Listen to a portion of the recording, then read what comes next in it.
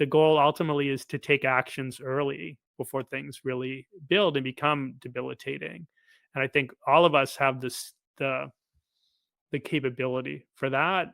Some of us, like sounds like you as an example, have built a lot more skill in that area. And it would be one thing I would, wish for all of the listeners today, to Mhm. start to like build that muscle because it's there. And some of you may already be using it and have really developed abilities there. Others maybe not so much. But um, I know for me, the other piece I always think about is what's the story?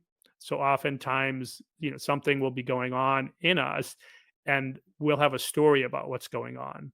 And my example would be I do not a lot and not as much anymore, but I've done a fair amount of public speaking in my career.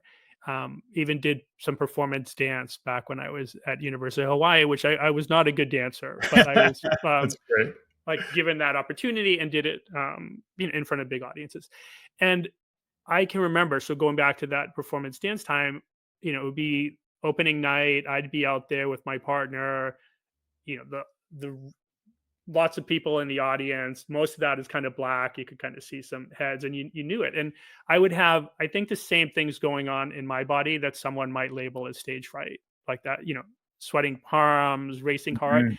But my brain, the story it always told is like, this is so cool. We get to do this just once, just tonight. Let's really be alive in this moment instead of a story of like, oh my God, I'm like, let these people down or whatever, right? So Mhm. I think that other piece is when something's going on in our body, and it's usually our emotions, right, that are going to be the clue. Like, what's the story we're telling ourselves in the moment, and is there an opportunity to tell ourselves a better, more gentle story about it?